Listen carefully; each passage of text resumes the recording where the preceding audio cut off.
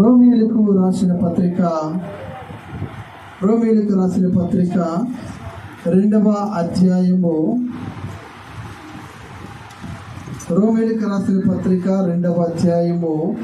4-5 వచనాలను ధ్యాన భాగముగా చదువుకుందాం. దేవుని అనుగ్రహము మారు మనసు పొందుటకు నిన్ను ప్రేరేపించుచున్నదని ఎరుగక ఆయన అనుగ్రహ ఐశ్వర్యమును, సహనమును, దీర్ఘశాంతమును తృణీకరించుదువా? నీ కాఠిన్యమును మార్పు పొందని నీ హృదయమును అనుసరించి ఉగ్రత దినమందు అనగా దేవుని న్యాయమైన తీర్పు బయలుపరచబడు దినమందు నీకు నీవే ఉగ్రతను సమకూర్చుకొనుచున్నావు. చాలు. అపోస్తలుడైన పౌలు గారు రోమాలో ఉన్నటువంటి సంఘానికి ఈ మాటలు రాస్తూ ఉన్నాడు. ఏమంటూ ఉన్నాడంటే, దేవుని అనుగ్రహము మారు మనస్సు పొందేటువంటి వారికి వెళుతూ ఉందంట. మారు మనసు పొందేటువంటి వారి దగ్గరికి దేవుని యొక్క అనుగ్రహము వెళ్తుందంట. అయితే దేవుని యొక్క అనుగ్రహము అంటే ఏమిటి? అసలు మారు మనస్సు అనేటువంటి మాటను మనము తర్వాత ధ్యానం చేద్దాము. కానీ మారు మనసు పొందబోతున్నటువంటి వారి జీవితాల్లోనికి ముందుగా దేవుని యొక్క అనుగ్రహము వెళుతూ ఉందంట. అంటే మనం కొన్నిసార్లు అంటాం కదా, దేవుడు అనుగ్రహించాడు అనే మాటను సంబోధిస్తూ ఉంటాము. అయితే అసలు ఏమిటి అది? ఎవరి జీవితాలైనా నెరవేర్చబడిందా, జరిగిందా అంటే బైబిల్ గ్రంథంలో కొంతమంది భక్తులైనటువంటి వారు ఉన్నారు. ఆదికాండము 24వ అధ్యాయము 12వ వచనములో అబ్రహాము యొక్క దాసుడైనటువంటి వారు ఉన్నారు. అబ్రహాము అనేటువంటి ఒక వ్యక్తి ఉన్నాడు. వారిని గురించి రాయబడి ఉంటుంది 24వ అధ్యాయం 12వ వచనములో, నా యజమానుడు అబ్రహాము దేవుడవైన యెహోవా నేను వచ్చిన కార్యము త్వరలో సఫలము చేసి నా యజమానుడు అబ్రహాము మీద అనుగ్రహము చూపుము. ఏమిటా ఆ అనుగ్రహం అంటే, అబ్రహాము అనేటువంటి వ్యక్తికి ఒక కుమారుడు ఉన్నాడు. ఆ కుమారుడికి వివాహము కాలేదు. వివాహము కాని కారణముగా ఆ కుమారుడికి భార్యని తెచ్చిపెట్టడం కోసము అబ్రహాము దగ్గర పనిచేస్తున్నటువంటి ఒక పనివాడిని పిలిచి, నా యొక్క జనాంగం అనేటువంటి వారు ఏ ప్రదేశంలో ఉన్నారో తెలియదు, కానీ అక్కడికి నువ్వు వెళ్ళి వారిని కనుక్కొని వారిని నా కుమారునికి భార్యగా తీసుకొని రా అని చెప్తూ ఉన్నాడు. చెప్పినప్పుడు యజమానుడు కూడా ఏం చేశాడయ్యా అంటే, యజమానుడు కూడా పనివాడిని పంపించాడు. పంపించినప్పుడు ఈయనకి దారి తెలియటంలా. అర్థమవుతుందా? యజమానుడి యొక్క కుమారుడికి భార్యని తేవడం కోసము తన యజమానుడి ఇంటి నుంచి బయలుదేరి వెళ్ళాడు.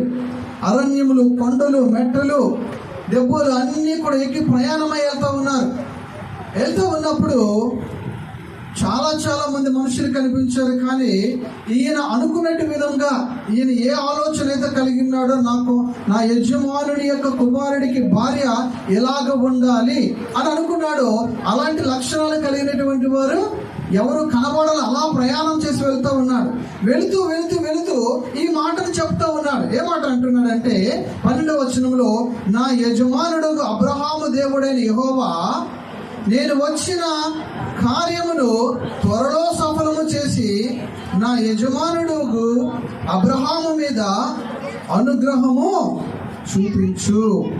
ఇతను ఏ పని మీద వెళ్తూ ఉన్నాడంటే, తన యజమానుడికి కుమారుడికి భార్యని తీసుకురావడానికి వెళ్తూ ఉన్నాడు. అతనికి భార్య దొరకాలి అంటే ఏమని ప్రార్థన చేస్తూ ఉన్నాడంటే, ఈయన ఇదిగో నా యజమానుడి మీద నువ్వు నీ అనుగ్రహమును చూపించు. అయితే ఆయన అలాగే చెప్పిన వెంటనే అలాగా అంటూ ఉన్న అనుగ్రహము అంటే అర్థం ఏమిటయ్యా అంటే, ఇతడు అబ్రహాము యొక్క దాసుడు తన ఇంటి నుంచి బయలుదేరి చాలా ప్రదేశాలు వెళ్ళాడు. కానీ తన వల్ల కాలేదు. తన కుమారుడికి, తన యజమానుడు కుమారుడికి భార్యని తెచ్చిపెట్టడం అతని వల్ల కాలేదు. దేవుని యొక్క అనుగ్రహము అంటే అర్థం ఏంటంటే నీ వల్ల కానిది దేవుడు చేయగలిగినది, అదే దేవుని అనుగ్రహం.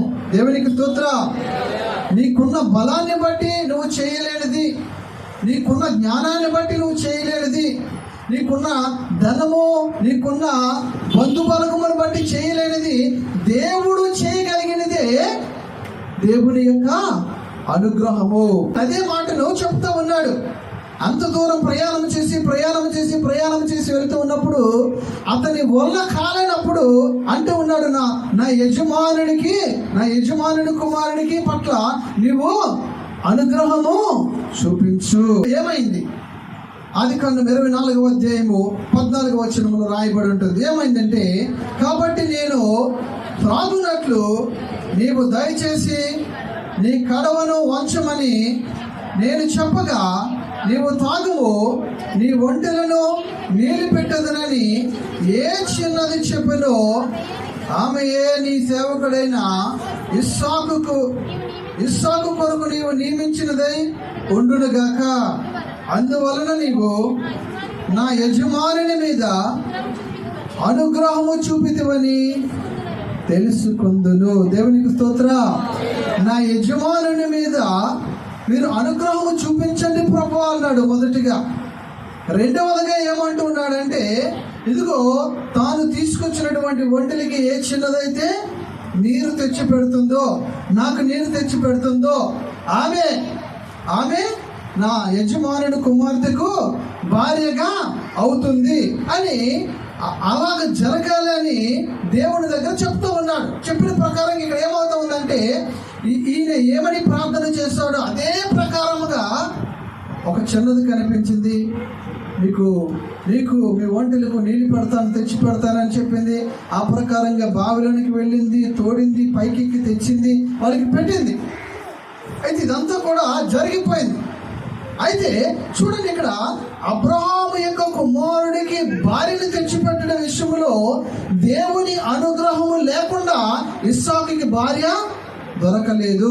అంటే మన బలము చేత, మన శక్తి చేత, మన జ్ఞానము చేత సంపాదించుకోలేనిది దేవుని అనుగ్రహము ద్వారా మనము పొందుకోగలము. రోమీయులకు రాసిన పత్రికలు అదే చెప్తూ ఉన్నాడు. 2వ అధ్యాయం 4వ వచనంలో, దేవుని అనుగ్రహము మారు మనసు పొందుటకు నిన్ను ప్రేరేపించుచున్నది. దేవునికి స్తోత్రం. అంటే దేవుని అనుగ్రహము అనేది మనుషుల జీవితాలలో గొప్ప కార్యాలను చేసేది. దేవునికి స్తోత్రం. హల్లెలూయా. అంటే ఒక వ్యక్తి మారు మనసు పొందాలి అనుకున్నప్పుడు దేవుడు వారి జీవితంలో ఏమి చేస్తాడంట?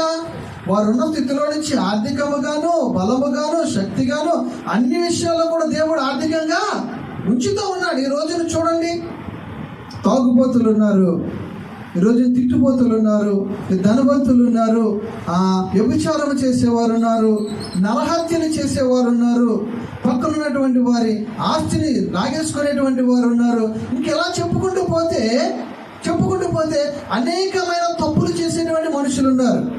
వారందరూ కూడా వారి బ్రతుకులు బాగున్నాయా బాగలేవంటే బాగున్నాయి, అన్ని చేస్తూ ఉన్నారు, అన్ని పాపపు క్రియలు కూడా చేస్తూ ఉన్నారు. కానీ వారి బ్రతుకులు ఎలా ఉన్నాయి?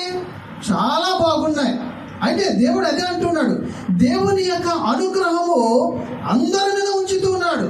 ఉంచినప్పుడు ఆ మనుషులు ఏమనుకుంటున్నారంటే, బాగున్నాను కదా అది మాట ఏంటి, నా జీవితం బాగుంది, నా కుటుంబం బాగుంది, నా బ్రతుకు బాగుంది కదా అనుకుంటూ ఉన్నారు. కానీ దేవుడు ఏమన్నాడు తెలుసా? దేవుని యొక్క అనుగ్రహము ఆ మనిషి మారు మనసు పొందాలనే అది అలా ఉంచుతున్నాడు. దేవునికి స్తోత్రం. నీ దగ్గర ఉన్నటువంటి బలాన్ని దేవుడు ఎందుకు తీసుకోవట్లేదో తెలుసా? దేవుని అనుగ్రహము నీ మీద ఉంచుతూ ఉన్నాడు. నీకున్నటువంటి నీ బిడ్డలను దేవుడు ఎందుకు తీసుకోవట్లేదు తెలుసా? దేవుని యొక్క అనుగ్రహము నీ మీద ఉంచుతున్నాడు. దేవునికి స్తోత్రం. నీ ఇంట్లో సమాధానం అలాగే ఎందుకు ఉంచాడు తెలుసా?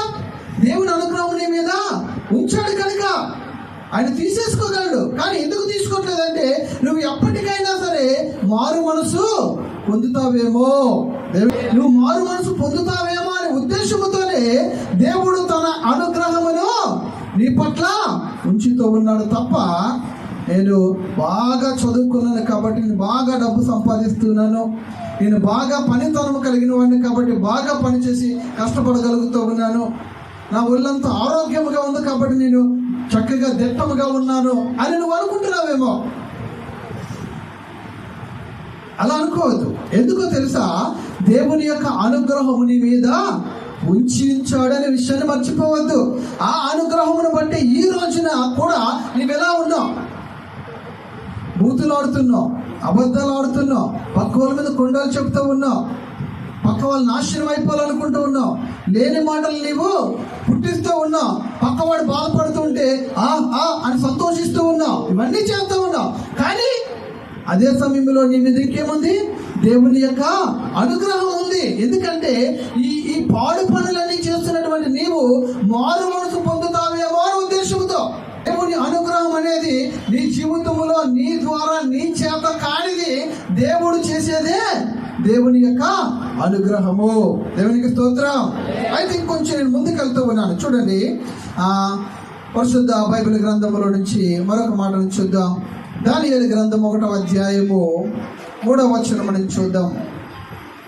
దానియేలు గ్రంథం 1వ అధ్యాయం 3వ వచనం నుండి, రాజు అష్బేనజు అను తన నపుంసకుల అధిపతిని పిలిపించి అతనికి ఇలాగున ఆజ్ఞాపించును, ఇశ్రాయేలీల రాజవంశములో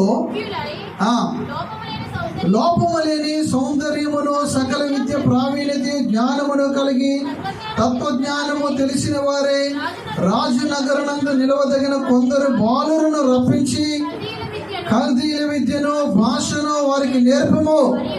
మరియు రాజు తాను భుజించి ఆహారములో నుండి, తాను పానము చేయి ద్రాక్షారసములో నుండి అనుదిన భాగము వారికి నియమించి 3 సంవత్సరములు వారిని పోషించిన పిమ్మట వారిని ఆజ్ఞ ఇచ్చెను. చాలు. దేవుని యొక్క అనుగ్రహము అనేది మనిషి జీవితంలో ఉంటే ఎలా ఉంటుంది అర్థమవుతుందా? దేవుని యొక్క అనుగ్రహము మనము మారు మనసు పొందాలనే ఉద్దేశంతోనే దేవుని యొక్క అనుగ్రహము మన మీద ఉంచుతూ ఉన్నాడు. అయితే ఆ దేవుని అనుగ్రహము మన మీద ఉండినప్పుడు ఎలా ఉంటుందయ్యా అంటే, ఒకనొక దినాన్న ఇశ్రాయేలు అనేటువంటి దేశం మీదకి నెబుకద్నెజరు అనేటువంటి రాజు వచ్చి ఆ దేశాన్ని అంతటిని కాల్చేసి అక్కడ ఉన్నటువంటి రాజుల యొక్క వంశములు ఉన్నటువంటి పిల్లలను చెరపట్టుకొని వెళ్ళిపోతాడు. వెళ్ళిపోయిన తర్వాత ఆ బబులోను సామ్రాజ్యానికి తీసుకొని వెళ్ళిపోయి ఆ రాజు చెప్తాడు, అందులోని పిల్లలైనటువంటి వారిని, పురుషులైనటువంటి వారిని పిలిపించి వారిని ఒక నపుంసకుల అధిపతిని పిలిపించి ఆయనతో చెప్తాడు, ఇదిగో రాజుల యొక్క వంశంలో పుట్టినటువంటి పిల్లలలో ఎవరైనా అందమైన వారు, జ్ఞానము కలిగిన వారు, తత్వజ్ఞానము కలిగినటువంటి మనుషులైనటువంటి వారు, ఇంకా రాజవంశం నుంచి వచ్చినటువంటి వారు ఎవరైతే ఉన్నారో వారిని మీరు ప్రత్యేకపరిచి కల్దీల యొక్క భాషను, విద్యను, అంటే మన దేశం యొక్క భాషను, మన దేశం యొక్క విద్యను వారికి నేర్పించండి అని రాజు ఈ నపుంసకుల యొక్క అధిపతికి చెబుతాడు. ఈ నపుంసకుల యొక్క అధిపతి దగ్గరే ఈ పిల్లలు, రాజుల వంశం నుంచి చెరపట్టబడినటువంటి పిల్లలు ఉంటారు. కనుక ఈయన కప్పచెప్పగానే ఈయన ఏం చేస్తారంటే, చక్కగా పిల్లలు కూర్చోబెట్టి రాజు ఏ ఆజ్ఞ అయితే ఇచ్చాడో ఆ ఆజ్ఞను కింద ఉన్నటువంటి వారు, అది ఎంత పెద్దవారైనా సరే ఏం చేయాలి? పాటించాలి. తూచా తప్పకుండా పాటించాలి. ఇలా కాదు, ఇంకొకలా చేస్తే బాగుంటుంది అని సలహా ఇవ్వడానికి కూడా ఎవ్వరికి రైట్స్ లేవు. అయితే ఈ నపుంసకుల అధిపతి ఏం చేశాడంటే, ఈ పిల్లలు, ఈ బాలులందరినీ పిలిపించి చెప్తా ఉన్నాడు. రాజు కూడా చెప్పాడు, ఏమన్నాడంటే, ఇదిగో వీళ్ళందరికీ కూడా ప్రతిరోజు కూడా నాకు ఎలాగైతే ఆహారాన్ని తెచ్చి పెడతారో, ఏ ఆహారం అయితే తెచ్చి పెడతారో అదే ఆహారాన్ని ఆ రాజుల వంశంలో నుంచి వచ్చినటువంటి ఆ పిల్లలకి కూడా మీరు పెట్టాలి. ఎందుకంటే నేను ఎలాగున్నానో వారు కూడా అలాగే ఉండాలి, వారిని మన దేశంలో వాడుకోవాలి అనే ఉద్దేశంతో ఆ పిల్లలకు కూడా పెట్టాలని ఈ నపుంసకుల అధిపతికి చెప్తాడు. చెప్పగానే ఈ నపుంసకుల అధిపతి వీరి దగ్గరకు వచ్చి, పిల్లల దగ్గరకు వచ్చి చెప్తాడు ఏమని, ఇదిగో మీకందరికీ కూడా మీరు ప్రత్యేకించబడిన వారు, మిమ్మల్ని రాజుగారు ఎలాగైతే బ్రతుకుతారో, ఎలాంటి ఆహారం అయితే తింటారో అదే ఆహారంలో కొంత మీకు కూడా తేబడుతుంది, మీరు కూడా తింటారు, మిమ్మల్ని బాగా చూసుకుంటారని రాజు ఆజ్ఞ ఇచ్చాడని ఈ నపుంసకుల అధిపతి ఈ పిల్లలు చెప్తాడు. చెప్పగానే ఈ పిల్లలు దానియేలు, షద్రక్, మేషక్, అబేద్నెగో అనేటువంటి వీరు ఒక గుంపుగా ఉన్నారన్నమాట. అప్పుడు దానియేలు అంటాడు, ఇదిగో రాజుగారికి ఇచ్చినటువంటి ఆహారము మాకు వద్దు, శాఖ ధాన్యాలు, కాయగూరలు, పప్పు ధాన్యాలు ఇవి ఉంటాయి కదా, అవి మాకు చాలు. రాజుగారికి ఇచ్చేటువంటి ఆహారమును తీసుకొని మా శరీరాన్ని మేము అపవిత్రపరచుకోము అని ఈ నపుంసకుల అధిపతికి చెప్తాడు. చెప్పగానే ఈ నపుంసకుల అధిపతి ఏమనాలి, రాజు మాటను కాదని ఏమైనా చేయగలడైనా? మా అర్థమవుతుందా? దేవుని స్తోత్రం చెప్పండి. రాజు ఇచ్చిన ఆజ్ఞ ఏంటి? నేను ఏదైతే తింటున్నానో, నా కొరకు ఏదైతే సిద్ధపరిచారో అందులో కొంత తీసి వాళ్ళు తినాలి అన్నాడు. మరి వీళ్ళంటున్నారు ఆ నపుంసకుల అధిపతి దగ్గర, మేము ఆ ఆహారము తిని మా శరీరాన్ని పాడు చేసుకోము, వారు ఇచ్చేటువంటి ద్రాక్షారసం తాగి మా శరీరాన్ని పాడు చేసుకోము, మాకు నీళ్ళు ఇస్తే చాలు, ద్రాక్షారసము అవసరం లేదని చెప్పారు. చెప్పగానే ఈయన చేతిలో ఏమైనా ఉంటుందా? ఉండదు. ఒకవేళ కానీ ఈయన కాదని చేస్తే ఏమవుతుంది? ఈ నపుంసకుల అధిపతి ఉద్యోగం పోతుంది, పీక కూడా పోతుంది. రాజు మాటలు కాదని ఎవరైనా సరే ఉద్యోగం పోతుంది, పీక కూడా పోతుంది. మరి అలాంటి పరిస్థితుల్లో ఉన్నప్పుడు ఈ నపుంసకుల అధిపతి ఏం చేయాలి? వీళ్ళు వచ్చిన వాళ్ళు ఎవరు? రాజుల వంశం నుంచి వచ్చినా సరే వీళ్ళు ఎవరు? బానిసలు. అవునా కదా? వీళ్ళు బానిసలే. కానీ బానిసలు అయినప్పటికీ కూడా రాజు ఏం చేయాలనుకున్నారంటే, రాజవంశం నుంచి వచ్చారు కాబట్టి, యూదులు అనేటువంటి వారు జ్ఞానవంతులు కాబట్టి వీరు నా దగ్గర పెట్టుకుంటే ఇంకా బాగుంటుంది అనుకున్నారు. కానీ వీళ్ళు ఏం చేస్తూ ఉన్నారంటే, ఆయన ఇచ్చేటువంటి ఆహారము కానీ, ఆయన ఇచ్చేటువంటి ద్రాక్షరసము కానీ మేము భుజించము, తాగము అన్నారు. అనగానే ఏమైంది చూడండి, చదువుదామా? 6వ వచనం చదవండి. యూదులలో నుండి దానియేలు, హనన్య, మిషాయేలు, అజర్యా అనేవారు వీరిలో ఉండేది. 8వ వచనం.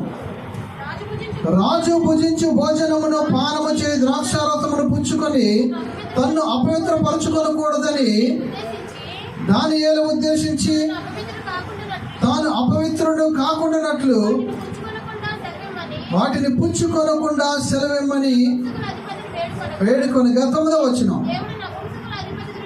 దేవుడు నపుంసకుల అధిపతి దృష్టికి దానియేలుకు కృపా కటాక్షమును నొంద అనుగ్రహించెను. దేవునికి స్తోత్రం. దేవుడు నపుంసకుల అధిపతి దృష్టికి దానియేలుకు కృపా కటాక్షములను అనుగ్రహించాడు. దేవునికి స్తోత్రం. దేవుని అనుగ్రహము ఎవరి పట్ల వచ్చిందంట? నపుంసకుల అధిపతి పట్ల వచ్చిందంట. ఎందుకంటే ఈ నపుంసకుల అధిపతి వీరు చెప్పిన మాటకు ప్రకారముగా వీరు చేయడానికి రైట్స్ లేవు. ఉన్నాయా? లేవు. మనం ఎంత మొత్తుకున్నా, ఎన్ని శాసనాలు తిప్పినా, ఎంతమంది రాజుల శాసనాలు తిప్పినా, రాజు చెప్పిన పనిని నేను ఇలా చేయను, ఇంకొకలా చేస్తాను అనడానికి ఎవ్వరికీ రైట్స్ లేవు. అలాంటి పరిస్థితుల్లో దేవుడు ఏం చేశాడంట? దేవుడు తన అనుగ్రహమును ఉంచాడంట. దేవునికి స్తోత్రం. ఎవరి పట్ల? అపవిత్రమైపోతూ ఉన్నటువంటి వారి పట్ల, తన శరీరాన్ని పాడు చేసుకోబోతున్నటువంటి వారి పట్ల దేవుడు తన అనుగ్రహమును ఉంచాడంట. ఏమవుతుంది? దేవుడు తన అనుగ్రహం ఉంచితే ఏదో ఒక అద్భుత కార్యము మనుషుల జీవితాల్లో జరుగుతాయి. దేవునికి స్తోత్రం. దేవుని అనుగ్రహము మనిషి జీవితంలోనికి వచ్చినప్పుడు ఆ మనిషి జీవితంలో సాహస కార్యాలు చేయగలడు. ఆ మనిషి జీవితంలో దేవుడు మేలులు చేయగలడు. ఎందుకంటే అక్కడ ఒక సాహస కార్యము కూడా కనబడుతూ ఉంది. ఎవరూ చేయలేనటువంటి పనిని అక్కడ నపుంసకుల యొక్క అధిపతి చేస్తూ ఉన్నాడు. ఏమంటూ ఉన్నాడంటే, ఇదిగో అందరికీ తెచ్చినట్లుగానే నేను కూడా మీకు ఆహారాన్ని తెస్తాను. రాజు తెచ్చేటువంటి ఆహారాన్ని మీకు పెట్టను. ఒక 10 రోజులు చూస్తా. 10 రోజుల్లో నీతో పాటు ఉన్నటువంటి వారు ఎలా ఉన్నారో చూసి తర్వాత నేను చెప్తానులే అని నపుంసకుల యొక్క అధిపతి దానియేలుకి చెప్తాడు. దానియేలుకి చెప్పగానే ఈ దానియేలు కూడా ఓకే అంటాడు. అసలు ఆ మాటని అలాగ మార్చగలిగిన అధికారము ఈ నపుంసకుల అధికారికి ఉందా? ఎక్కడి నుంచి వచ్చింది? దేవుని అనుగ్రహము నపుంసకుల అధిపతి మీద రావడం వలన వీళ్ళకేమైంది? అతని రాజు పెట్టినటువంటి శాసనాన్ని కూడా మార్చి పప్పు ధాన్యాలు, శాఖ ధాన్యాలు, ఆహారముగా దానియేలు వారితో ఉన్నటువంటి వారికి పెట్టడం జరిగింది. దేవునికి స్తోత్రం. హల్లెలూయా, హల్లెలూయా. దేవుని అనుగ్రహము దానియేలు, షద్రక్, మేషక్, అబేద్నెగోల మీద ఉండడం బట్టి ఏమైంది అంటే వారి శరీరాలు అపవిత్రమైపోకుండా, అపవిత్రపరచబడకుండా వారు కాపాడుకోగలిగే శరీరాలు కూడా చాలాసార్లు అపవిత్రపరుచుకుంటూ ఉన్నాం, అపవిత్రులుగా ఉంటూ ఉన్నాం. మన కళ్ళు అపవిత్రపరుచుకోవటం లేదా? అపవిత్రపరుచుకుంటున్నారా లేదా? అన్నీ మంచివే చూస్తున్నాం కదా. మన కళ్ళు అన్నీ మంచివే చూస్తున్నాయి, అసలు చెడు అనేది చూడదు. మన ఆలోచన, మన మనస్సు అన్నీ మంచి ఆలోచిస్తాయి, చెడు అనేది ఆలోచించదు కదా. దేవుని యొక్క అనుగ్రహం ఏం చేయగలదో తెలుసా? మన శరీరములో ఉండే ప్రతి అవయవాన్ని కూడా పరిశుద్ధపరచగలదు. దేవునికి స్తోత్రం.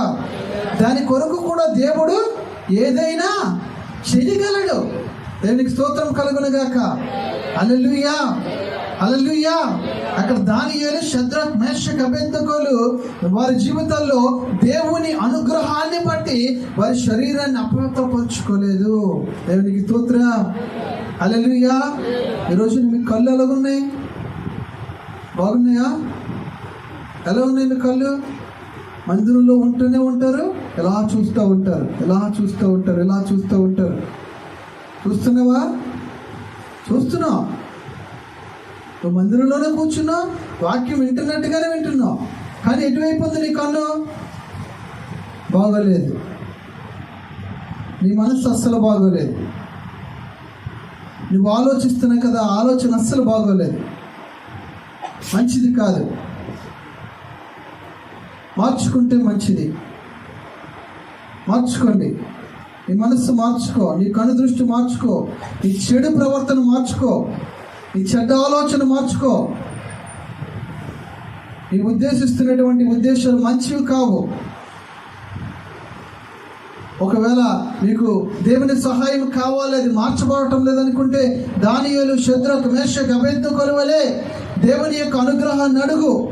దేవుని యొక్క అనుగ్రహం నీ మీదకి వచ్చినప్పుడు నీవు నీ అవయవాల్లో ఏది అపవిత్రపరచబడకుండా నిన్ను నువ్వు కాపాడుకోగలవు. దేవునికి స్తోత్రం. హల్లెలూయా. కాపాడుకోలేమా? దేవుడు వీరినే మనకు సాదృశ్యంగా చూపిస్తున్నాడు. దేవుడు మనకు తెలియని వాటిని చెప్పి మనల్ని మభ్యపెట్టే దేవుడు కాదు.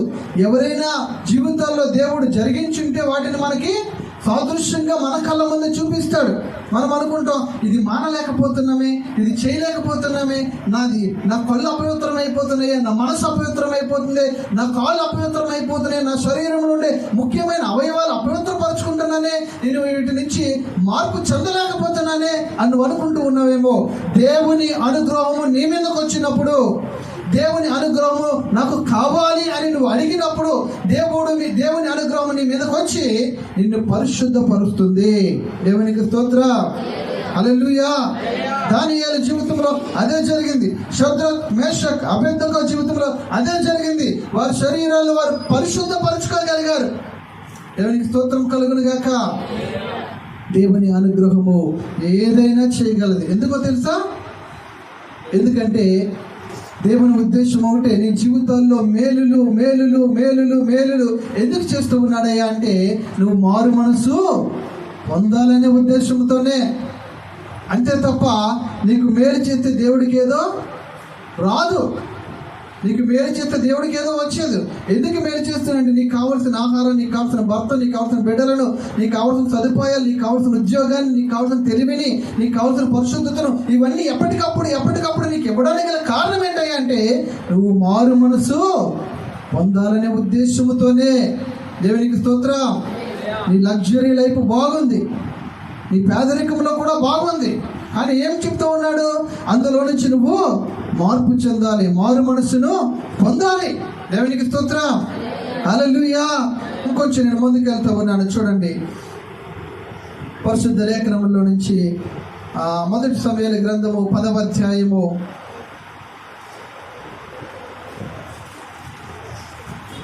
1వ వచనం చదువుదామా?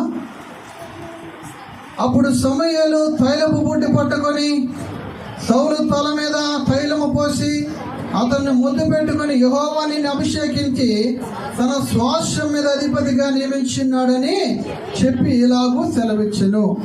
ఇక్కడ సమూయేలు అనేటువంటి ఒక ప్రవక్త సౌలుని పిలిచి అభిషేకించి, ఇదిగో దేవుని స్వాస్థ్యమైనటువంటి ఇశ్రాయేలు ప్రజల మీద నీవు రాజుగా ఉండబోతూ ఉన్నావు, అధిపతిగా ఉండబోతూ ఉన్నావు అని దేవుడు అభిషేకించేశాడు. అభిషేకించిన తర్వాత అంతకు ముందు ఆయన పరిస్థితి ఏంటి? ఒక ఉన్నతమైన ధనవంతుని యొక్క కుమారుడు. అంతేకాకుండా అతను ఏం చేసేవాడు? గొర్రెలను కాచుకునేవాడు. ధనవంతులే, కానీ అది వృత్తి ఏమిటి? గొర్రెలు కాచుకోవడమే, గొర్రెలు కాచుకునేవాడు. అలాంటి వారిని ఈ సమూయేలు అనేటువంటి వ్యక్తి ద్వారా దేవుడు అతన్ని అభిషేకించాడు. ఎలా అభిషేకించాడు? ఆ దేశంలో రాజు అనేటువంటి వారు ఎవరు కూడా లేరు. ఎవరో లేనప్పుడు ఇతనిని రాజుగా దేవుడు అభిషేకించి, ఇదిగో నీవు ఇప్పటి నుంచి నువ్వు రాజు అని చెప్పాడు. చెప్పగానే ఆయన అభిషేకము పొందుకొని వెళ్ళిపోయాడు. వెళ్ళిపోయిన తర్వాత ఏమైందో కొంచెం ముందుకు వెళ్తూ ఉన్నా. 5వ వచనం, 5, 6 వచనం. ఎలాగన పోషించు ఫిలిష్తీయుల దండు కాపు వారందరూ దేవుని కొండకు చేరుదురు. అచ్చట ఊరి దగ్గరకు నీవు రాగానే స్వరమండలమును, తంబురా, సన్నాయి, సితారా వాయించి వారు వెనక ఉన్నతమైన స్థలము నుండి దిగి వచ్చి ప్రవక్తల సమూహము నీకు కనబడును. వారు ప్రకటన చేయించు వత్తురు. 6వ వచనం. యెహోవా ఆత్మ నీ మీదకి దిగి వచ్చును, నీవు వారితో కలిసి ప్రకటన చేయించుండగా నీకు కొత్త మనసు వచ్చును. 9వ వచనం. అతడు సమూయేలు నద్ద నుండి వెళ్ళిపోటుకై తిరగగా దేవుడు అతనికి కొత్త మనసును అనుగ్రహించెను. దేవునికి స్తోత్రం. హల్లెలూయా. సమూయేలు అనేటువంటి ప్రవక్త సౌలుని అభిషేకించాడు రాజుగా. అభిషేకించి, ఇదిగో నువ్వు వెళుతున్నటువంటి మార్గంలో ప్రవక్తలు కనబడతారు అని చాలా చెప్పాడు. చెప్పిన తర్వాత వెళ్ళిపోతూ ఉన్నాడు తిరిగి సౌలుగా రాజుగా ప్రవక్త దగ్గర నుంచి వెళ్ళిపోతూ ఉన్నప్పుడు అతనికి కొత్త మనసు వచ్చిందంట. ఏమిటా కొత్త మనసు అంటే? పాత మనసు పోయింది. దేవునికి స్తోత్ర. పాత మనసు ఏమిటి? అప్పటి వరకు ఒక ధనవంతుడికి నేను రాజుని, నేను ఈ ప్రజలందరితో పాటుగా నేను కూడా ఉంటాను, అంతేకాదు అందరూ గొర్రెలు కాచుకున్నట్లుగా నేను కూడా గొర్రెలు కాచుకుంటాననే మనస్తత్వం మొదటిది. కానీ సమూయేలు అభిషేకించిన తర్వాత అతనికి ఒక కొత్త మనసు ఏర్పడిందంట. ఏమిటా మనసు అంటే? ఎప్పటి నుంచి నేను రాజుని. దేవునికి స్తోత్ర. హల్లెలూయా. మారు మనసు అంటే అర్థం ఏంటో తెలుసా? మారు మనసు అంటే అర్థం ఏంటంటే ఇప్పటి వరకు నువ్వు దేని గురించి ఎలాగైతే ఆలోచిస్తున్నావో అది కాదు, ఇంకొక విధముగా ఆలోచించడాన్ని మారు మనసు అంటారు. దేవునికి స్తోత్రం. ఇప్పటి వరకు నువ్వు దొంగతనాలు చేసావు అనుకుందాం. నువ్వు దొంగతనాలు చేసినటువంటి వ్యక్తిని ఇక్కడి నుంచి నేను మరి ఎన్నడూ దొంగగా ఉండను, అలాగే బ్రతకకూడదు అనుకున్నావు అనుకోండి, దానిని ఏమంటారు? మారు మనసు అనేటువంటి మాటకు ఏదో అర్థము పరమార్థాలు ఏమీ లేవు. ఏంటంటే నువ్వు ఆ తప్పుడు నీకు వచ్చేటువంటి తప్పుడు ఆలోచనలను, నీకు వచ్చేటువంటి తప్పుడు ఉద్దేశాలని ఇలాగ కాదు మంచిగా మార్చుకోవడాన్నే మారు మనసు అంటారు. దేవునికి స్తోత్రం. హల్లెలూయా, హల్లెలూయా. దేవుని అనుగ్రహము ఏం చేస్తుందంట? మారు మనసుని కలుగజేస్తుంది. దేవునికి స్తోత్రం. మారు మనసు అనే మాటకు అర్థం తెలిసింది కదమ్మా. నువ్వు ఏదైతే తప్పుడుగా ఆలోచిస్తూ ఉన్నావో, అయ్యా నేను ఈ పని చేయకూడదే, నేను వేరొక విధముగా మంచిగా చేయాలి, మేలుకరముగా ఉండాలి, పరిశుద్ధముగా ఉండాలి, పవిత్రముగా ఉండాలి అనేటువంటి ఆలోచన కలిగి ఉండడమే మారు మనస్సు. ఆ మారు మనసు ఎలా వస్తుందంట? దేవుడు నీ పట్ల చూపించినటువంటి అనుగ్రహమును బట్టి మారు మనసు వస్తుంది. దేవునికి స్తోత్రం. హల్లెలూయా. ఆ దేవుని అనుగ్రహము పేదవారిలో, పెద్దలలో, చిన్నవారిలో, ధనవంతులు ఎవరినైనా ఉంటుంది. ఎందుకంటే ఇప్పటికే ఈ సౌలు అనేటువంటి వ్యక్తి పేదవాడు ధనవంతుడా? చాలా ధనవంతుడు. అయినా సరే దేవుని అనుగ్రహము అతని మీదకి వచ్చింది. వచ్చినప్పుడు ఏమైంది? అతని కంటే ఇంకా డబ్బు గలాడైపోయాడా? కాదు. ఏమైందంటే అతను మనస్సు ఒకటి ఉండిపోయింది. ఏంటి? నేను అందరితో పాటుగా నేను కూడా సమానమే, అందరిలాగే నేను గొర్రెలు కాచుకునేవాడినే అనుకుంటూ ఉన్నాడు తప్ప, ఎప్పుడైతే దేవుని అనుగ్రహం అతని మీదకి వచ్చిందో అప్పుడు అతని మనస్సు మారిందంట. ఎలాగైందంటే ఇప్పటి నుంచి నేను ఈ దేశానికి రాజుని, అధిపతిని అనుకుంటున్నాడంట. చూడండి బైబిల్ గ్రంథంలో 10వ అధ్యాయము 16వ వచనం చదవండి. సౌలు గార్దాపములు దొరికినవని అతడు చెప్పినని తన పిన తండ్రితో అనెను, గాని రాజ్యమును గూర్చి సమూయేలు చెప్పిన మాటను తెలుపలేదు. దేవునికి స్తోత్రం. ఇతను తన గార్దాపములు, గాడిదలు పోయాయని వెతుక్కుంటూ వస్తూ ఉన్నాడు. అప్పుడు సమూయేలు పట్టుకొని అతను అభిషేకించాడు. అభిషేకించిన తర్వాత సమూయేలు దగ్గర నుంచి వెళ్ళిపోతూ ఉన్నప్పుడు ఈ సౌలు యొక్క పిన తండ్రి ఎదురయ్యాడు. ఎదురవగానే చెప్తా ఉన్నాడు పిన తండ్రితో, ఎక్కడికి వెళ్ళావు అంటే, ఇలా సమూయేలు దగ్గరికి వెళ్ళాం, ఆ ప్రవక్త మన గార్దాపములు ఎక్కడ పోయాయో కనిపెట్టి చెప్తాడంట కదా, ఎక్కడికి వెళ్ళిపోయినా ఎక్కడ పోయినా ఆ పలానా ప్లేస్లో ఉన్నాయని దేవుడు అతను చెప్తాడంట కదా, అందుకోసమేమో ఆ సమూయేలు అనే ప్రవక్త దగ్గరికి వెళ్ళాం, చెప్పగానే ఆయన అలాగే చెప్పాడు అని చెప్పాడు. ఆ మాట చెప్పేశాడు కదా. రెండో మాట ఏమంటున్నాడు? రెండో మాట కూడా ఆ సమూయేలు ఏటి విషయం అయితే అభిషేకించాడో, వెంటనే మారు మనసు వచ్చిందో సౌలుకి, ఆ మాట కూడా తన మదిలో వచ్చిందో రాలేదా? ఇక్కడ చూడండి ఏమన్నాడు, ఆ మాట చదువుతున్నాడు. సౌలు గార్దాపములు దొరికినవని అతను చెప్పినని తన పిన తండ్రితో నేను, కానీ రాజ్యమును గూర్చి సమూయేలు చెప్పిన మాటను తెలుపలేదు. అంటే ఈ రెండు మాటలు అతని ఆలోచనలో ఉన్నాయి, కానీ ఒకటి మాత్రమే చెప్పాడు. రెండోది ఏమనుకుంటున్నాడు? నేను రాజుని అని చెప్పాడు కాబట్టి నేను రాజునే. దేవునికి స్తోత్రం. హల్లెలూయా. 22వ వచనం. కావున వారు అక్కడికి ఇంకొక మనుషుల్ని రావాల్సినదిగా యెహోవా యొద్ద విచారణ చేయగా, యెహోవా ఇదిగో చాలు చూడండి, సౌలు యొక్క మనస్సు చాలా చక్కగా మార్చబడింది. ఇది మార్చబడిందంటే అప్పటి వరకు ఒక గొప్ప వ్యక్తిగా ఉన్నటువంటి వ్యక్తి రాజుని అయిపోతానే అనగానే ఆయన ఏం పుట్టుకొచ్చింది? వెంటనే రాజు అయిపోలే. ఏం చేశాడు తెలుసా? పారిపోయాడు. చదివారా మీరు? పారిపోయి దాగున్నాడంట. ఏం ఆలోచన వచ్చింది అతనిలోనికి? అమ్మో నేను రాజుని కదా. ఒక వ్యక్తిని సడన్గా కూర్చోబెట్టి రాజుగా అంటే ఏం చేస్తారు? పరిపాలించగలరా? పరిపాలించలేరు. ఒక రాజు అంటే సామాన్యమైన విషయం కాదు ఒక దేశాన్ని పరిపాలించడానికి. అందుకే పారిపోయి దాగున్నాడంట. దేవునికి స్తోత్రం. హల్లెలూయా, హల్లెలూయా. దేవుని యొక్క అనుగ్రహము నీకు మారు మనస్సును తెచ్చిపెడుతుంది. దేవునికి స్తోత్రం. హల్లెలూయా, హల్లెలూయా. చూద్దాం, కొంచెం నేను ముందుకు వెళ్తా ఉన్నాను. మత్తయి సువార్త 11వ అధ్యాయం 20వ వచనం.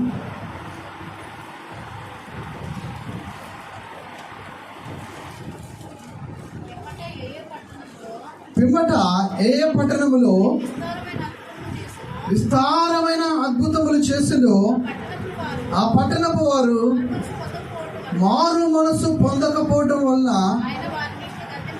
చాలు. దేవుని అనుగ్రహము మనకి మారు మనసుని ఇస్తుంది. మరి మారు మనసు పొందని మనుషులు ఉన్నారంట. దేవునికి స్తోత్రం, హల్లెలూయా. ఇక్కడ ఇందాక మనం చదివినటువంటి ఫస్ట్ మాటను కూడా ఒకసారి చూద్దాం. రోమీయులకు రాసిన పత్రిక 2వ అధ్యాయం 4వ వచనంలో దేవుని అనుగ్రహము మారు మనసు పొందుటకు నిన్ను ప్రేరేపించుతున్నదని మనుషులు ఎరుగరంట. అర్థమవుతుందా? మనుషులు ఏం చేయరు, తెలుసుకోరు. దేవుని అనుగ్రహం నీ మీద ఉంది. దేవుడు నీకు సకల ఐశ్వర్యాలు ఇస్తూ ఉన్నాడు, సకల సమృద్ధి ఇస్తున్నాడు, అన్నీ ఇస్తున్నాడు, బాగా ఉన్నావు. కానీ అది దేవుడి వల్ల కలిగింది కాబట్టి నేను మారు మనసు పొందాలి అని నువ్వు అసలు ఆలోచించమంట. అలాంటి వారు ఉన్నారా లేరా? ఉన్నారు. అన్నీ దేవుడి దగ్గర నుంచి తీసుకుంటారు, అన్నీ దేవుడి దగ్గర నుంచి పొందుకుంటారు, అన్నీ కావాలంటారు, దేవుడు అన్నీ ఇస్తాడు. కానీ వారిలో ఏముండదు? మారు మనస్సు అనేది ఉండదు, పశ్చాత్తాపం అనేది ఉండదు. వారు పాడు పనులు చేస్తూనే ఉంటారు, జీవితాల్ని విడగొట్టే విధంగానే ఉంటారు, కుటుంబాల్ని నాశనం చేసేవారుగానే ఉంటారు, ఇంకా ముద్దులుగానే ఉంటారు. ఏ పాడు పని చేస్తున్నారు అదే స్థితిలోనే ఉంటారు తప్ప వారు మారు మనసు ఎప్పటికీ కూడా పొందరు. కానీ వారి పరిస్థితి ఎలా ఉంటుంది? చాలా బాగుంటుంది. ఎందుకంటే వారికి దేవుని యొక్క అనుగ్రహం ఉంది. ఆ అనుగ్రహం ఉన్నప్పుడు ఏమవుతుంది? అన్ని దేవుడు సమకూర్చిస్తూ ఉన్నాడు. దానియేలు జీవితంలో ఇవ్వలేదా? అబ్రహాము జీవితంలో ఇవ్వలేదా? ఇచ్చాడు, అన్నీ ఇస్తూ ఉన్నాడు. కానీ వారి జీవితంలో మారు మనస్సు అనే దాని కొరకే అన్నీ ఇస్తున్నాడు అనే విషయాన్ని వారు తెలుసుకోలేకపోతూ ఉన్నారు. దేవునికి స్తోత్రం, హల్లెలూయా. ఏమంటున్నాడంటే, ఇదిగో దేవుని అనుగ్రహము మారు మనసు పొందుటకు నిన్ను ప్రేరేపించుచున్నదని నీవు ఎరుగటం లేదు. దేవునికి స్తోత్రం. ఇక్కడ ఒక పట్టణంలోనికి ప్రభువైన యేసుక్రీస్తు వారు వెళ్ళారంట. వెళ్ళి ఆయా పట్టణాల్లో దేవుడు చాలా అద్భుతాలు చేశాడంట. ఎంత అద్భుతాలు తెలుసా? పుట్టుకతోటే కళ్ళు లేనటువంటి వాడు వచ్చినప్పుడు కళ్ళు ఇచ్చాడంట, కుంటివాడికి కాళ్ళు ఇచ్చాడంట. అర్థమవుతుంది? అది చిన్న విషయమా? ఆపరేషన్ చేసి ఒక 4 రోజులు కూర్చోబెట్టి మంచి ఆహారం పెట్టి ఆ కాళ్ళు వచ్చాయి కాదు. పుట్టుకతోనే కాళ్ళు లేవు, అయినా సరే లేచి నిలబడాలగానే యేసుక్రీస్తు వారు చెప్పిన వెంటనే లేచి నిలబడ్డాడంట. దేవునికి స్తోత్రం, హల్లెలూయా. అన్ని అద్భుతాలు ఆ ఊర్లోకి వెళ్ళి చేశాడంట. చాలా అద్భుతాలు చాలా మంది జీవితంలో చేశారంట. చేస్తే ఏమైందంటే చూడండి, చదవమా. పిమ్మట ఏ ప్రాంతములలో ఆయన విస్తారమైన అద్భుతములు చేసినో ఆ పట్టణముల వారు మారు మనసు పొందకపోవడం వలన గద్దించాడంట. మారు మనసు లేదంట అసలు. అంటే దేవుని అనుగ్రహమును బట్టి ఏమొచ్చింది? వారి జీవితాల్లో స్వస్థత వచ్చాయి, అద్భుత కార్యాలు జరిగాయి, మేలులు జరిగాయి. అయినా సరే ఆ మేలులు దేవుడు ఎందుకు చేస్తున్నాడు? మేలు మారు మనసు పొందాలని. అర్థమవుతుందా? దానియేలు జీవితంలో ఎందుకు మేలు చేశాడు? అబ్రహాము జీవితంలో ఎందుకు మేలు చేశాడు? ఎందుకు దేవుడు అనుగ్రహాన్ని వారి మీద ఉంచాడంటే వారు మారు మనస్సుని పొందాలని. ఇక్కడ యేసుక్రీస్తు వారు వెళ్ళినటువంటి ఆ పట్టణాల్లో అనేక మందికి మేలులు స్వస్థతలు అద్భుతాలు చేశాడు. ఎందుకంటే వారు మారు మనసు పొందాలని. దేవునికి స్తోత్రం, హల్లెలూయా. ఇంకా మనుషుల యొక్క కఠినమైన హృదయాలు కఠినంగానే ఉంచుకుంటున్నారు. ఒక వ్యక్తిని యేసయ్య కళ్ళు లేనడికి కళ్ళు ఇస్తే ఎలా బ్రతకాలి యేసయ్య దగ్గర వాళ్ళు? అర్థమవుతుందా? కళ్ళు లేవు, పుట్టుకతోటే కళ్ళు ఇచ్చాడు. ప్రపంచాన్ని చూడగలిగినప్పుడు ఆ యేసయ్య దగ్గర ఆ కళ్ళు లేనటువంటి వాడు కళ్ళు వచ్చిన తర్వాత ఎలాంటి జీవితం జీవించాలి? ఈ రోజున చాలా మంది వారు మారు మనసు పొందకపోవడానికి గల కారణం అంటే మేలులు పొందుకుంటేనే, ఆశీర్వాదాలు పొందుకుంటేనే, దీవెనలు పొందుకుంటేనే వారి యొక్క పాత బ్రతుకు, వారి యొక్క పులిపిండి బ్రతుకు, వారి యొక్క చెడ్డ బ్రతుకులు వారు వాటి నుంచి విడిపించబడలేకపోతా ఉన్నారు. ఎందుకు అలాంటి అసహ్యకరమైన బ్రతుకుతూ నేను దేవుడిలో ఉన్నాను అని ఎందుకు చెప్పుకుంటున్నావు? అలాంటి పాడు జీవితాలు బ్రతుకుతూ ఎందుకు దేవుడిలో ఉన్నాను, దేవుడు నన్ను దీవించాడు, ఆశీర్వదించాడు అని ఎందుకు చెప్పుకుంటున్నావు?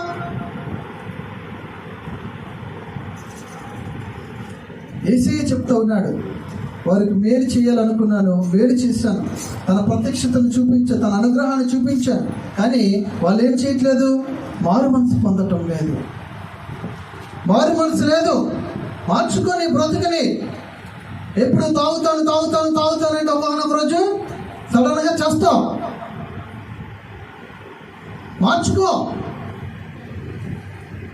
ఎప్పుడు నోట్లోంచి బూతులు తిట్లు అంటే ఒకనొక రోజు నీ నోరు ముయ్యబడుతుంది, మగవాడిగా అయిపోతావు.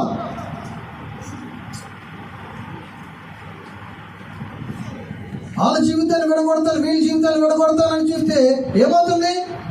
నీ ఇంటిలో ఉన్నటువంటి జీవితాల్ని దేవుడు విడగొట్టేస్తాడు. ఒక వ్యక్తి కుటుంబం సంతోషంగా ఉంటే నువ్వు ఏడుస్తూ ఉన్నావేమో. నీ కుటుంబాన్ని చూసి కూడా అందరూ ఏడ్చే పరిస్థితులు దేవుడు తెచ్చి పెడతాడు. దేవుని అనుగ్రహం ఎందుకో తెలుసా? నువ్వు బాగుపడాలని, నువ్వు దీవించబడాలని, నువ్వు ఆశీర్వదించబడాలని, నీ కుటుంబము, నీ బిడ్డలు, నీ పిల్లలు సంతోషంగా ఉండాలని. దాని వెనకాల దేవుడు ఒక మంచి ఉద్దేశాన్ని కలిగి ఉన్నాడు. అవన్నీ పొందుకొని నువ్వు మారు మనసు పొందాలనేదే. దేవునికి స్తోత్ర. చూడండి, ఇంకొక మాట చూపిస్తాను పరిశుద్ధ లేఖనంలో నుంచి 12వ అధ్యాయం 41వ వచనము. నినివే వారు యోనా ప్రకటన విని మారు మనసు పొందిరి. దేవునికి స్తోత్ర. హల్లెలూయా. నినివే అనేటువంటి పట్టణం చాలా మహాపట్టణం, గొప్ప పట్టణం, చాలా సౌందర్యము కలిగినటువంటి పట్టణము. అది ఎక్కడుందో తెలుసా? భూమి మీద లేదు, నీటిలో ఒక కొండ ఉందంట. ఆ కొండలో ఒక మంచి ప్రపంచాన్ని తయారు చేసుకున్నారంట వాళ్ళు. అందమైన పట్టణం, దేవదారు మ్రాణులతో చెక్కుకొని కట్టుకున్నారంట. ఆ పట్టణాన్ని చూసి వాళ్ళు ఏం చేశారంటే గర్వించారు, గర్వపడ్డారు. నువ్వు ఒక 10 తులాలు నెక్లెస్ చేయించుకున్నావు అనుకోండి, ఎలా ఉంటుంది నీకు? మెడలు వేసుకుంటే పక్కనున్న వాళ్ళు మెడ చూస్తావు, ఉందా, ఏమైనా ఉందా, చూస్తావా, చూడవా, ఆడిది ఎంత ఉంది, నాది ఎంత ఉంది, అవునా కదా? 10 తులాలు వేసావు అనుకోండి, పక్కనున్నారు 1-2 తులాలు ఉంటాయేమో, 1/2 తులమే అనుకుంటాం, అవునా కాదా? అలాగే ఈ నినివే అనేటువంటి పట్టణంలో ఉన్నటువంటి మనుషులు కూడా చాలా గర్వపడ్డారు. నాకుంది కదా, మేము మంచి పట్టణంలో బ్రతుకుతున్నాం, స్వేచ్ఛగా బ్రతుకుతున్నాం, మమ్మల్ని ఎవరేమో చేయగలరులే అనుకున్నారు. సడన్గా ఒక వ్యక్తిని పంపించాడు దేవుడు. ఇదిగో ఈ పట్టణం నాశనం అయిపోబోతుంది, పట్టణమే కొట్టుకొని పోబోతుంది, జాగ్రత్త అని చెప్పారు. చెప్పగానే చెప్పిన 2 మాటలకే ఏం చేశారు తెలుసా? వారు మనస్సుని మార్చేసుకున్నారంట. దేవునికి స్తోత్ర. హల్లెలూయా. మారు మనసు అంటే అర్థం ఏంటి? అప్పటి వరకు గర్వించినటువంటి గర్వం ఏమైపోయింది? తగ్గిపోయింది. గర్విష్ఠులు ఏం చేస్తారు? మనకున్న దాన్ని, నీకు ఏదైతే ఉందో వాటిని గొప్పగా చూపించుకోవడమే గర్వం, అంతేనా?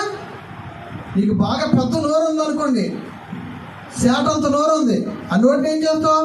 అమ్మ ఇంత నోరు ఉంది బాబోయ్ అని చెప్పుకోవడమే గర్వం. దేవునికి స్తోత్ర. హల్లెలూయా. ఇంటిలో ఎంత బంగారం ఉంది, అదంతా ఒళ్ళంతా వేసుకొని చూపించుకోవడమే గర్వం. అలాగే వీళ్ళు గర్వపడ్డారంట. కానీ ఎప్పుడైతే యేసుక్రీస్తు వారు దేవుని యొక్క మాటను ప్రకటించారో, ఇదిగో మీరు చాలా గర్వపడుతున్నారు, ఇదిగో నీ పట్టణాన్ని నేను నాశనం చేయబోతున్నాను అని చెప్పిన వెంటనే వాళ్ళు చేసే పని ఏంటో తెలుసా? ఎంత గర్వపడ్డారు. గర్వం అంటే గొప్పగా ఎదుటి వ్యక్తి కనపడడం కోసం తయారయ్యారు. అలాంటి వారు బంగారాన్ని తీసేశారు, చెవుల్లోని తీసేశారు, వారు వేసుకున్నటువంటి మంచి బట్టలు తీసేశారు. గోను తెలుసు కదా, గోన్లు కట్టుకున్నారు. కట్టుకొని బూడిదలో దొర్లుతూ యేసయ్య దగ్గర ప్రార్థన చేస్తున్నారు. అయ్యా, మేము చాలా తప్పు చేసాం, మేము చాలా గర్వపడ్డాము, అందుకే చూడండి మేము ఎలా తయారయ్యాం, మమ్మల్ని క్షమించండి అంటూ ఉన్నారు. మారు మనసు అంటే అది. నువ్వు చేస్తున్నటువంటి ప్రవర్తన, ఆ చెడ్డ ప్రవర్తనని వెంటనే మార్చుకోవాలి. వెంటనే మార్చుకోవాలి. ఎందుకంటే నువ్వు అన్ని చెడు కార్యాలు చేసినా దేవుడు ఎలా ఉంచుతున్నాడు? తన అనుగ్రహాన్ని ఉంచుతున్నాడు. నినవే పట్టణం అంత చక్కగా, అంత అందమైనదిగా ఉంది. కారణం ఏంటి? దేవుని అనుగ్రహమును బట్టే. కానీ వారు మారు మనసు పొందని వారుగా ఉన్నారనే ఉద్దేశంతో దేవుడు గద్దించిన వెంటనే వారి జీవితాల్లోనికి మార్పు వచ్చేసింది. దేవునికి స్తోత్రం. ఇంకా నువ్వు ఎంతకాలం మారకుండా ఉంటావు? ఇంకా నీ బతుకుని ఎందుకు మార్చుకోలేకపోతున్నావు? ఒక వ్యక్తి ఏడుస్తూ ఉంటే సంతోషించాలి అనేటువంటి జీవితాన్ని నువ్వు మార్చుకో. పక్కవాడు ఉద్యోగం పోతే సంతోషించాలి అనేటువంటి ఆలోచనలు మార్చుకో. పక్క వాళ్ళకి పెళ్ళి పిల్లలకు పుట్టకపోతే వారు బాధపడుతున్నప్పుడు ఆ బాధను చూసి సంతోషించేటువంటి ఆ పద్ధతులను మార్చుకో. మారు మనసు తెచ్చుకో. ఎందుకంటే దేవుని అనుగ్రహము, నువ్వు మారు మనసు పొందాలన్నదే దేవుని అనుగ్రహం. అందుకే నిన్ను ఇలా ఉంచాడు. నీకు ఈరోజు ఆరోగ్యం ఇచ్చాడు, ఇల్లునిచ్చాడు, బిడ్డలనిచ్చాడు, భార్యనిచ్చాడు, స్వస్థతనిచ్చాడు, శక్తినిచ్చాడు, బలాన్నిచ్చాడు, ఎన్నెన్నో ఇచ్చాడు. ఎందుకంటే దాని వెనకాతల కారణం ఒకే ఒక కారణం. నీ పాడు జీవితాన్ని, పాడు ప్రవర్తనలు, వ్యర్థమైన జీవితాన్ని, అతిదేవత భక్తి జీవితాన్ని అవన్నీ విడిచిపెట్టి సత్యములోనికి నువ్వు రావాలన్నదే దేవుని ఉద్దేశం. అలాగనే నువ్వు మారు మనసు పొందు అంటే ఇప్పుడు చెప్తూ ఉన్నాడు. ఇంకొంచెం నేను ముందుకు వెళ్తూ ఉన్నాను. చూడండి, ఇంకొక మాటని చూపించి నేను ముగిస్తాను. చూడండి, ఆ లూకా సువార్త 16వ అధ్యాయము 30వ వచనము. లూకా సువార్త 16వ అధ్యాయం 30వ వచనము. అతడు, తండ్రి అయిన అబ్రహామా, ఎలాగూ అనవద్దు, మృతులలో నుండి ఒకడు వారి యొద్దకు వెళ్ళిన ఎడల వారు మారు మనసు పొందుదురని చెప్పాను. ఇక్కడ ఒక సందర్భము కనబడుతుంది మనకి. ఇది చాలా పెద్ద స్టోరీ కదా. అయితే దీని గురించి ధ్యానించే ముందు మూల అంశముగా ఉన్నటువంటి మాటను ఒకసారి చదివి అందులోకి వెళ్దాం. రోమీయులకు రాసిన పత్రిక 2వ అధ్యాయము 4-5 వచనాలు చదువుదాం మొత్తం కంప్లీట్గా. దేవుని అనుగ్రహము మారు మనసు పొందుటకు నిన్ను ప్రేరేపించుచున్నదని ఎరుగక ఆయన అనుగ్రహ ఐశ్వర్యమును, సహనమును, దీర్ఘశాంతమును తృణీకరించుదువా. అంటే అందులో నీకు ఏం కనిపిస్తుందంటే, నిన్ను దీవిస్తున్నాడు, నిన్ను ఆశీర్వదిస్తున్నాడు, నీకు కావాల్సినవి పెడుతున్నాడు, నీకు కావాల్సినవన్నీ కూడా నీ చేతి దగ్గర తీసుకుని వస్తున్నాడు. నువ్వు ఏదైనా అడిగితే లేదు అనకుండా అన్నీ కూడా ఇస్తూ ఉన్నాడు. అంటే అందులో ఆయన యొక్క ప్రేమ కనబడుతూ ఉంది. అయితే నిన్ను ప్రేమిస్తూనే ఏం చెప్తున్నాడు? నువ్వు మారు మనసు పొందు అని చెప్తున్నాడు. ఆ మారు మనసు పొందే విషయంలో దేవుడు చేసే పని ఏంటయ్యా అంటే, అక్కడ చూడండి, దేవుడు చేసే పని ఏంటయ్యా అంటే చూడండి, ఆ చివరి భాగంలో ఆయన సహనమును, దీర్ఘశాంతమును కలిగి ఉన్నాడు. నీ పట్ల దేవుడు నీ గురించి సహనముతో ఉంటున్నాడంట, దీర్ఘశాంతముతో ఉంటున్నాడంట. ఒక మనిషి కోసము దేవుడు సహనము కలిగి ఉన్నాడు. అర్థమవుతుందా? దేవుడు ఎలాంటి వారు, మనిషి ఎలాంటి వాడు.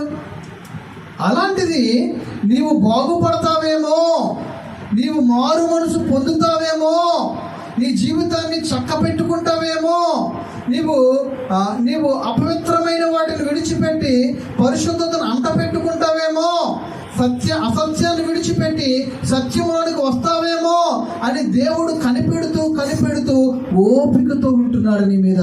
దేవునికి స్తోత్రం. హల్లెలూయా, హల్లెలూయా. ఎవరు ఉంటారు అంత ఓపికగా? మనం ఏమంటామంటే, ఎవరైనా మనకి ఇచ్చారు అనుకోండి, ఇచ్చాడు కాబట్టి వాళ్ళ దగ్గర మాట పడాలంటాం. అవునా కదా? ఈయన ఏం చేస్తున్నాడు? ఈయన మనకి ఇస్తూ ఉన్నాడు. అన్నీ ఇచ్చి ఎవరు మాట కాస్తున్నారు? ఆయనే మాట కాస్తున్నారు. అర్థమవుతుందా? ఇచ్చి ఈయన మాట్లాడాలి, ఎలా ఉండొద్దు, అలా ఉండొద్దు, నీకు ఇది ఇచ్చాడు కదా, ఇలా చేయి అనాలి. కానీ ఈయన ఏం చేస్తున్నాడు? మనుషులతోటి ఈయన మాట కాయించుకుంటూ ఉన్నాడు. అంటే నీవు ఎరిగినటువంటి దేవుడు ఎంత మంచి దేవుడు. ఎవరైనా 1,00,000 రూపాయలు ఇచ్చి వడ్డీ ఇవ్వలేదు అనుకో, నేనేం చేస్తావు, వాళ్ళు ఇవ్వమ్మా ఎప్పుడెస్తావు అని గసురుతారు. కానీ నువ్వే వాళ్ళని గసిన వాళ్ళకి ఎలా ఉంటుంది? అదొక విచిత్రంగా ఉంటుంది కదా. నువ్వు గసిన ఇచ్చేటువంటి వ్యక్తి ఎంతో శాంతంగా ఉన్నాడు అనుకోండి, ఎలా ఉంటుంది? అదే మనస్తత్వం ప్రభు అయినా యేసుది. దేవునికి స్తోత్ర. ఎంత మంచోడు ఎక్కడైనా దొరుకుతాడా మీకు? ఇంత మంచి దేవుడు ఎక్కడైనా దొరుకుతాడా? నీకు కావాల్సింది ఇస్తున్నాడు. నువ్వు మార్పు చెందకపోయినా, మారు మనసు పొందకపోయినా, అయినా సరే ఆయన నువ్వు తిడుతున్నా, ఆయన అసహించుకుంటున్నా, ఆయన బూతులాడినా, ఆయన కొట్టినా సరే ఆయన ఇంకా ఓపికతో సహనముతో ఉంటూ ఉన్నాడంటే అంత మంచి దేవుడు ఈ భూమి మీద నువ్వు ఎక్కడైనా వెతుకు నువ్వు దొరుకుతాడా? ఏమంటూ ఉన్నాడంటే ఆయన యొక్క సహనమును దీర్ఘశాంతమును నీవు తృణీకరించుదువా. మారు మనసు పొందే విషయంలో మనిషి జీవితంలో ఏంటి ఏర్పడుతుందంటే మనిషి హృదయాన్ని కఠినపరిచేసుకుంటాడంట. ఏం చేస్తాడు?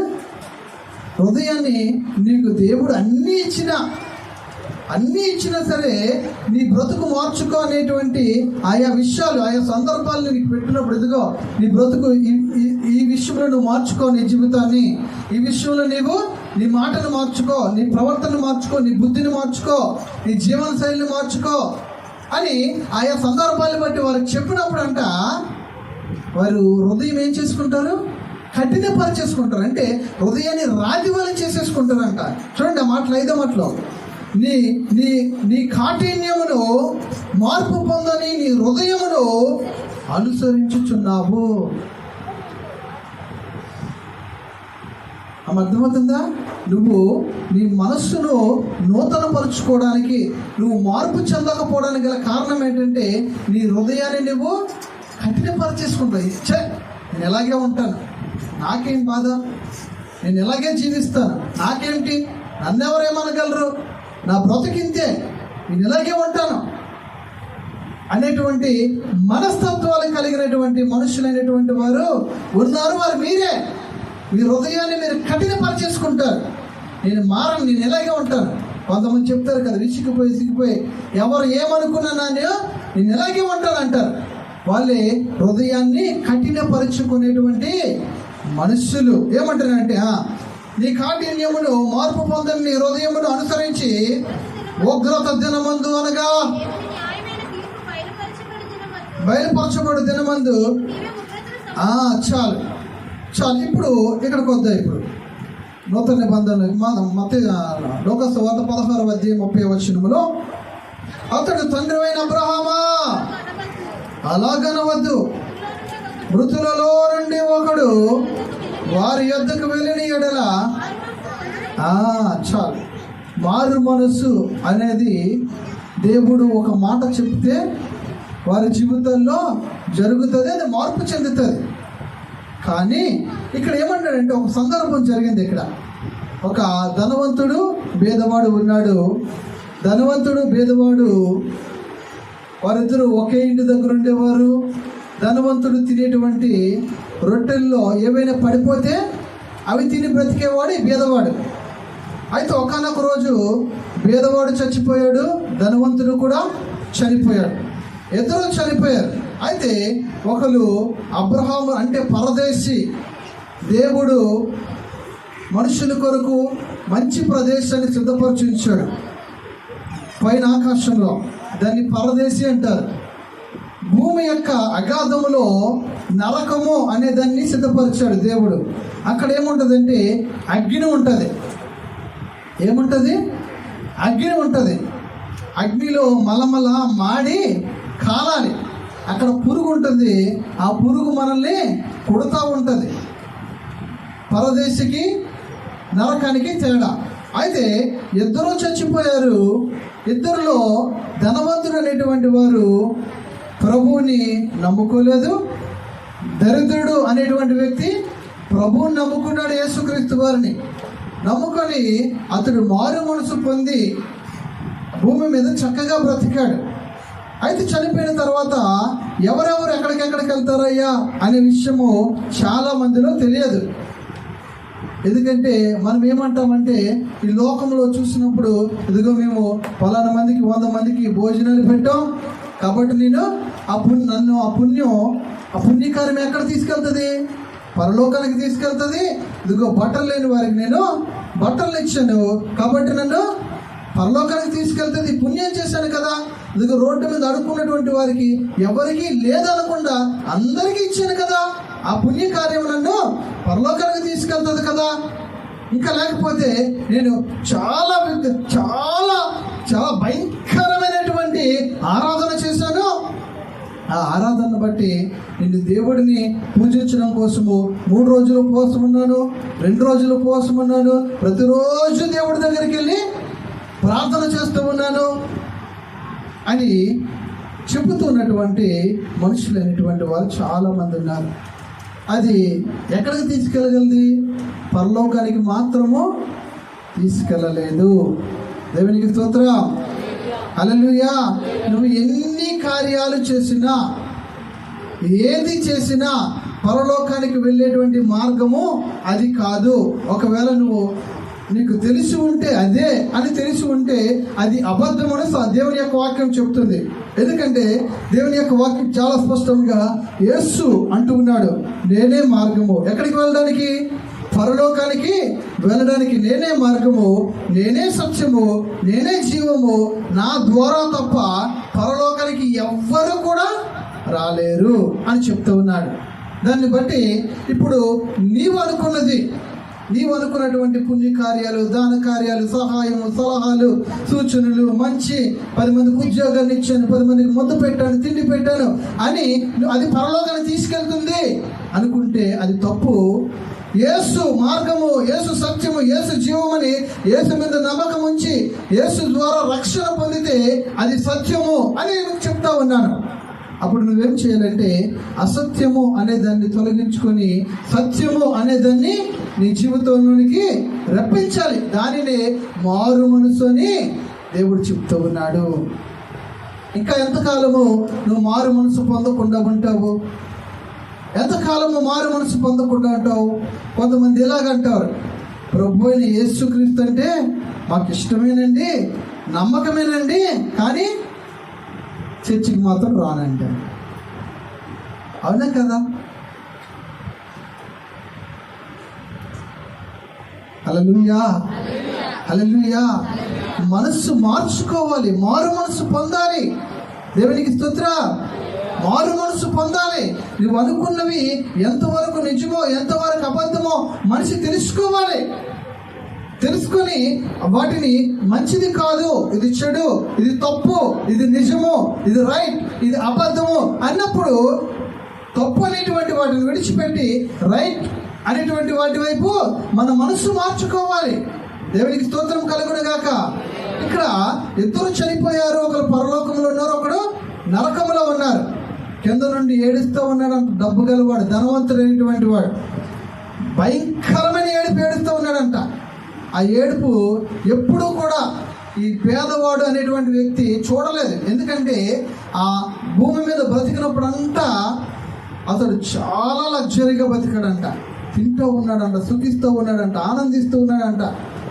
తిను, సుఖించు, ఆనందించు అని చెప్పుకుంటూ ఉన్నాడంట. అలాంటి వ్యక్తి చచ్చిపోయిన తర్వాత నరకములో విపరీతమైన ఏడుపుతో గొగ్గోలు పెడతా ఉన్నాడు. అది ఈ పేదవాడు చూస్తూ ఉన్నాడు. ఇదేంటి ఈయన ఎప్పుడు కూడా కంటిలో నుంచి ఏడుపు అనేదే రాలేదు కదా. ఎప్పుడు చూసిన చిరునవ్వు, సంతోషము, ఆనందము, అతడు ఏది చేయాలంటే అదే చేసేవాడు కదా. కానీ ఇప్పుడు ఏడుస్తూ ఉన్నాడేంటి అనుకుంటూ ఉన్నాడంట. ఎందుకు ఏడుస్తున్నాడయ్యా అంటే వారు నిజాన్ని తెలుసుకోకుండా అబద్ధములో బ్రతికి చచ్చిపోయాడు. నిజమేంటి? యేసు దేవుడు, ఆయన తెలుసుకోకుండా చచ్చిపోయాడు కనుక ఆయన ఎక్కడున్నాడు? నరకంలో ఉన్నాడు. ఆ విషయాన్ని అబ్రహాం, అంటే ఏ పట్టణంలో ఉన్నాడో ఆ పట్టణంలో ఉన్నటువంటి అబ్రహాం చెప్తా ఉన్నాడు. ఇదిగో ఆయన మారు మనసు పొందలేదు, అందుకే ఆయన పరిస్థితి అనగానే అప్పుడు ఈ అగ్నిలో కాలిపోతున్నటువంటి ఈ ధనవంతుడు ఉన్నాడు కదా, అప్పుడు ఆయనతో చెప్తున్నాడు, అయ్యా నా బతుకు ఏదో అయిపోతే అయిపోయింది, నాకు తెలియలేదు. అప్పుడు నాకు తెలిసిన నేను చాలామంది చెప్పారు, ఎదుగో కాగితం పట్టుకొచ్చు బాబు, యేసు బాబుని నమ్ముకొని పరలోకానికి వెళ్తావు, యేసుక్రీస్తు నమ్ముకో పరలోకానికి వెళ్తావు అని చెప్పారు. కానీ నేను వినలేదు. అప్పుడు ఆయన మాటలు పెడచెవిని పెట్టాను. నా బతుకు ఏదైతే అయిపోయింది, కానీ నాతో సహోదరులైనటువంటి వారు, నా కుటుంబ సభ్యులు, నా బంధుమిత్రులు, నా అన్నదమ్ములు చాలామంది ఉన్నారు. వాళ్ళు నేనున్నటువంటి అగ్నిగుండంలోనికి నన్ను వారిని రప్పించొద్దు. కాబట్టి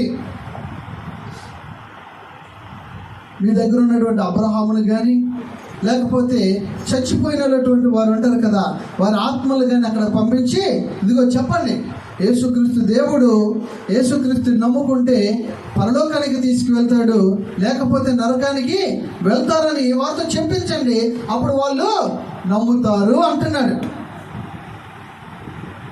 అప్పుడు ఏమన్నాడు తెలుసా? ఇక్కడ చూడండి 30వ వచనంలో, అతడు తండ్రివైన అబ్రహామా అలాగనవద్దు, మృతులలో నుండి ఒకడు వారి యొద్దకు వెళ్ళిన ఎడల మారు మనసు పొందుతారు. చాలు.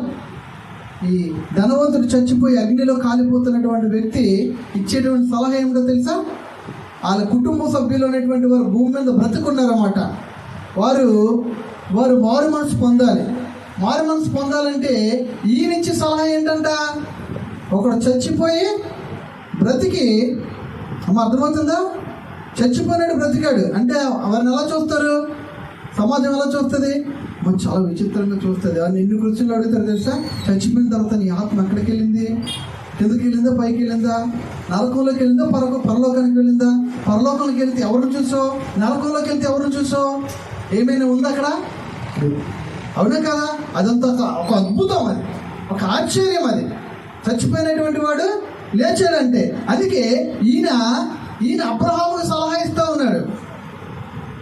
అర్థమవుతుందా?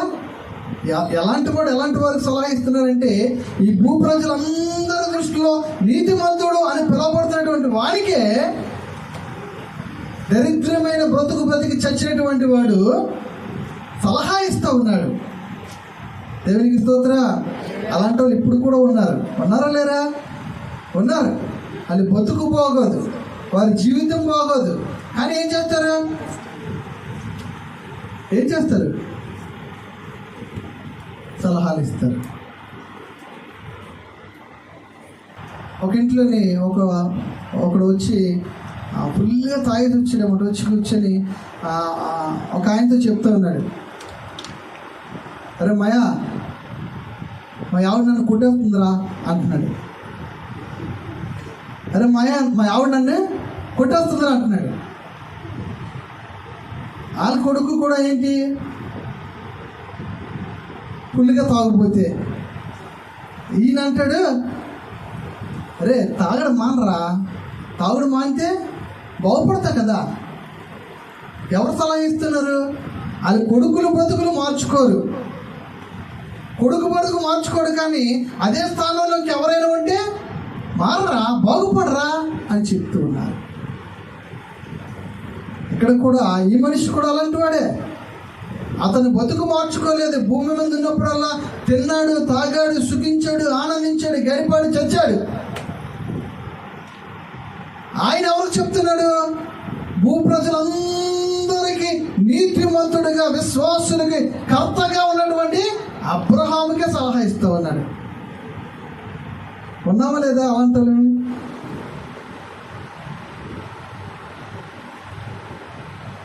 దేవునికి స్తోత్ర.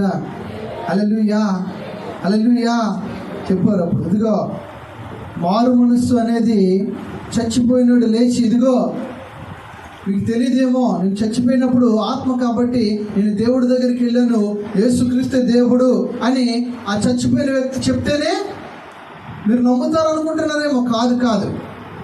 కాదు అసలు మీ దగ్గర ప్రవక్తలు ఉన్నారు, దేవుని సేవకులు ఉన్నారు, సువార్థికులు ఉన్నారు, దేవుని మాటలు ప్రకటించడానికి. వీరందరూ కూడా చెప్తూ ఉన్నారు ఏమని? యేసుక్రీస్తు దేవుడు, ఆయన నమ్ముకోండి, ఆయన నిన్ను నిత్య జీవానికి తీసుకెళ్తాడు అని వారు చెప్పినప్పుడు వారు నమ్మితేనే పరలోకానికి వెళ్తారు. అలాగని చచ్చిపోయినటువంటి వ్యక్తి వెళ్ళి నీకు చెప్పి నువ్వు మారు మనసు పొందిన నువ్వు వెళ్ళవు. దేవునికి స్తోత్రం, హల్లెలూయా. మారు మనసు అనేది ఎక్కడి నుంచి ఏర్పడుతుంది? దేవుని మాటలు నీవు వినడాన్ని బట్టే నువ్వు మారు మనసు పొందుతావు. దేవునికి స్తోత్రం. అంతకు మించి ఆశ్చర్యకరమైన కార్యాలు, అద్భుతాలు, లేకపోతే ఏదో ఒక ఆత్మ వచ్చి చెప్పిందని వీళ్ళు చెప్పారు, నాలో చెప్పు, ఏది కాదు. ఈ మాటలు ఇక్కడ ఇప్పుడు ఉన్నాయి. భూమి పుట్టక ముందు ఈ మాటలు పరలోకములో దేవుడి దగ్గర ఉన్నాయి కనుక ఆ మాటలు చాలా శక్తివంతమైనవి. ఆ మాటలు నీకు చెప్పినప్పుడు, ఆ మాటలు విని నువ్వు మారు మనసు పొందినప్పుడు, అప్పుడు నీవు పరలోకానికి వెళ్తావు. నీ కుటుంబ సభ్యులు పరలోకానికి వస్తారు, నీ బంధువులు, నీ అన్నదమ్ములందరూ కూడా పరలోకానికి వెళ్తారు తప్ప నువ్వు ఇచ్చిన సలహాని బట్టి, నువ్వు ఇచ్చిన మార్గాన్ని బట్టి వారు పరలోకానికి వెళ్ళరు. దేవునికి స్తోత్రం, హల్లెలూయా. దేవుని అనుగ్రహం ఏం చేస్తుంది? అద్భుత కార్యాలు చేస్తూ ఉంది. దేవుని అనుగ్రహాన్ని బట్టి మనము మారు మనసు పొందాలనే ఆయన చూస్తూ ఉన్నాడు. దేవునికి స్తోత్రం. ఎంతకాలము జాలి పడుతూ ఉన్నాడంట, కరుణ చూపిస్తూ ఉన్నాడంట, ఓర్చుకుంటూ ఉన్నాడంట. ఎంతవరకు అంటే దేవుడికి కూడా కొంత సమయం ఉంటుంది. దేవునికి స్తోత్రం. అనుకుంటున్నావేమో, అబ్బా నా లైఫ్ని ఎవ్వరో చెక్కు చెదరనివ్వరు, నా ఉద్యోగముల నుంచి ఎవరు తీసివేయలేరు, నా అందాన్ని ఎవరు పాడు చేయలేరు, నా సంతోషాన్ని ఎవరు నాశనం చేయలేరు అని నువ్వు అనుకుంటున్నావేమో. దేవుడు ఓపిక పడుతూ ఉన్నాడు, సహిస్తూ ఉన్నాడు.